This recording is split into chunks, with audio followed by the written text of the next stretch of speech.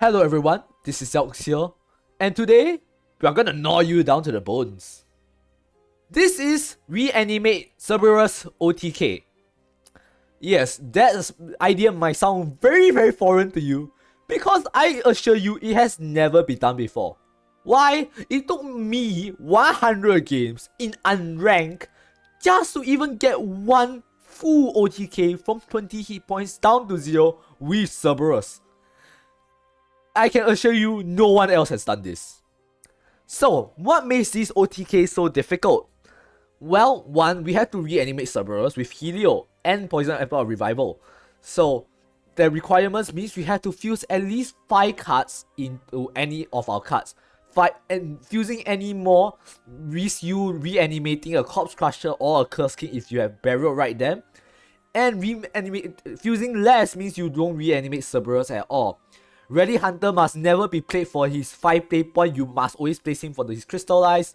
Cerebral must come down on turn 4, any earlier you won't have time to assemble your combo pieces, any later and you run the risk of dying to your opponent. Then, we also have to solve the issue of drawing through our deck to look for our combo pieces. Of course, we have all our draw ready, but there are key pieces of the deck that you must keep at least some copies of. For example, Hellflame Strike, super important for your OTK. You cannot afford to fuse this away, or you might as well throw the game. Then you need to keep at least a combination of 5 copies, 2 of Wraith Void Knight or 2 of Wraith Corpse Crusher with 3 of the other, and that alone takes up 5 hand cards. Then you also need at least 1 copy of Poison Apple or Revival, or if not 2 copies, which will make your life a lot easier, but with that it's already 7 hand cards. Then if you don't have Cerebral out, you have to rely on Misguided Maiden. Misguided Maiden means that you need all 9 hand cards for this OTK. Isn't that insane? Yes, and not to mention the amount of shadows you need to take this off. If you only have 1 Poison Apple or Revival, you need 24 shadow or 20 with Mint. Actually, you might need little bit less because some of them are spells. Spells also contribute to shadow. So even though this Hellfire Strike says it's Necromancy 4, you could almost treat it like a Necromancy 3. But yes, that's beside the point. So Mim's Leader Effect, around 20 shadows. Without Mim's Leader Effect, 24. Then what else? Yeah, that's basically it. And then there's also provisions aplenty. You need to be careful how to use this card, otherwise it might break in your hand, taking up one of your precious hand slots. Also, did I mention that this deck overdraws a lot? Yes, so there's also another skill issue factor involved. Then, as though to make it worse, this deck loses horribly to decks that plays for board. Buff Dragon, Mysteria Rune, if you Rally Sword, if you run into those decks, good luck, you just lost. But yes, that's basically the idea of this deck. It's really difficult. You can choose to play this deck, but I recommend you don't. It's purely for fun and to finally give Cerberus the spotlight after it's been a supporting and neglected card for 2 or 3 expansions. 2 expansions now. She's literally there just here to support Masquerade Ghost. But hey, you know what? I'm glad our girl Cerberus finally got to be in the spotlight for once. If you're new to the channel, remember leave a like or subscribe. It is really difficult to pull this off, so any support would be greatly appreciated. And yes, enjoy the gameplay. So yeah, for this first one, it's not actually one of those true OTKs I was looking for, but it is one of those rare games where I actually won. Yeah, I know, I can win a game with this tag. It's really difficult, as I mentioned. And I'll try to point out each part of the combo as we play through the games, and especially where you can go wrong with at each stage of the game. Especially maybe the most difficult part is actually the mid game. But in this game, we are facing off into a mirror match, I believe. A mirror Helio Shadow deck, if I'm not wrong. If not, his last words is mirror Helio Shadow. So actually you saw on last turn I fused a card into Soul's Light and then played Provisions Aplenty. I actually wanted to get Provisions Aplenty out of my hand ASAP. And then also Soul's Light is just that as good as a multi-fuse, but I use it on turn 3 to clear the board so I don't have to take too much unnecessary damage. So they are also basically doing the same thing. This matchup is, well, it's not that it's favorable, it's just I have a higher chance of winning this matchup than most. So here, Meme, Leader Effect, Evolve, going second is okay, is decent. You get one more Evolve point to mess around, you get to do stuff a lot faster. Since I buried one already, I decided to bury one copy of Corpse Crusher to help look for my combo pieces a lot faster. Here I fuse one Helio away to make hand space for our next draw next turn. We did secure a Cerberus and Helio already, so now all I need to do is to bury them. Which, you know what, I really could have saved the Spectral Storm for, but I feel like if I was a little bit more unlucky, that would have been counted as a misplay since, well, Burial Rites are actually not that plentiful in this deck. Surprisingly enough. I haven't secured Cerberus, so usually you will want to go for, let's see, the ideal would be you have to go for, who was that card? A Misguided Maiden, but you know what? Because I really don't have any better cards to play, and I decided I want to try to get Cerberus out as soon as possible. I just played Cerberus, get Sharon, use a Means Leader Effect for the free Necromancy to actually get Helio out, which, you know what, is pretty decent. It got me some shadows. It would not have been my preferred turn 5 play. I would have preferred to play something else, other things on turn 5.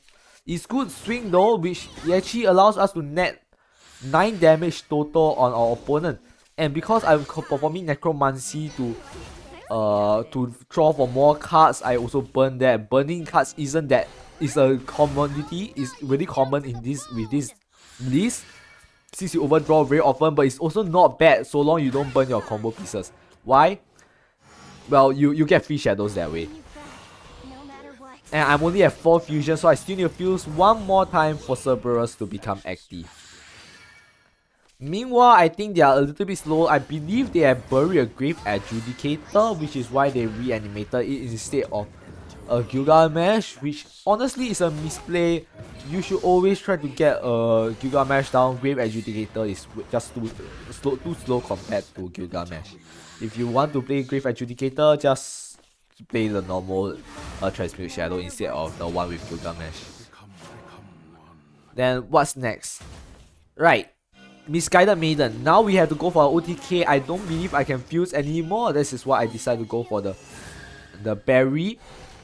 Reanimating Helio. If I didn't fuse enough, I think I would have fused right here, but I believe I did. So that's 3 Poison Apple, 3 Poison Apple, and oh wait, I didn't fuse enough. Okay, I did fuse that. So I will reanimate Cerberus. So reanimating one Cerberus, and then getting 2 Helios back, so we can reanimate 2 Cerberus and 3 Cerberus. And this means every time we perform Necromancy, we do 3 to their face. Since I already fused one of the Grave Void Knights, I can't fuse it again, but I still have 2 other fusions, and at the worst case, I can still play one Grave Void Knight for another Necromancy, but I decided to end the game with Helping Strike instead. Well, that was difficult, wasn't it? Now wait till the next game.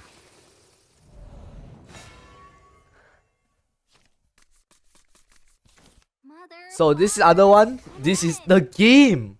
It is the game. Okay. I don't even know what to say, because this after I make a few iterations to the deck, made it slightly better and less inconsistent than it was. Not like it was consistent in the first place, but we did it. Over 100 games for this one moment. For this one singular moment, one singular game, where Cerberus will win us the game.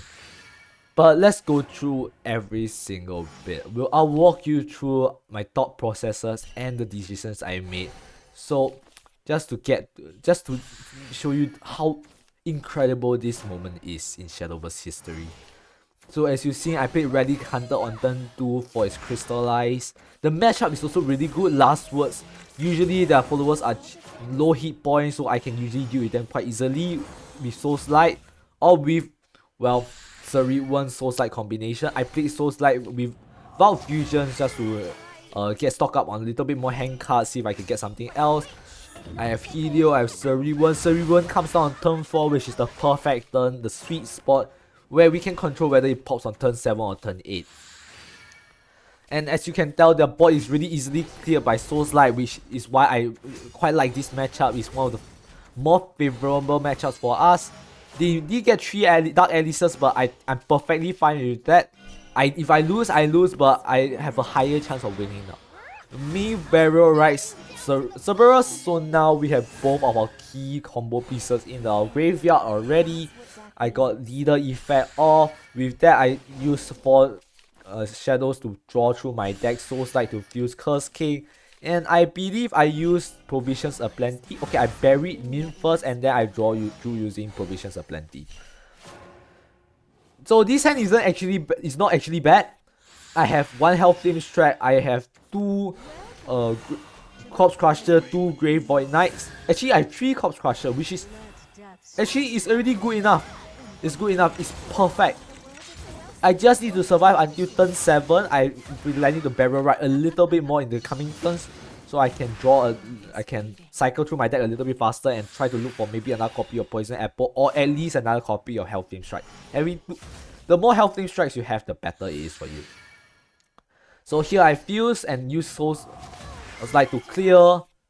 I believe I'm already at 5 fusion. This is why I choose to Burial Rite the Curse King instead. And I left that on board. I could have totally evolved and traded it down, but I don't know what to expect. They misplayed here. They could have swung face with the 4-2, but they decided not to, which will actually cost them the game, but actually give birth to our OTK.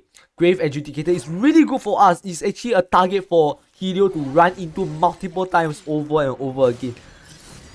And with Dark Alice and Grave Void Knight, even if they have evolved him, the maximum reach is 16. So if they have ran in with the 4-2, the previous turn, we will have lost. But because of that, this game is made into reality. Of course, the honorary thanks, followed by 2 Poison Apple Revivals, trading all of them into Grave Void Knights, reanimating 3 Cerberus Howl of Hades.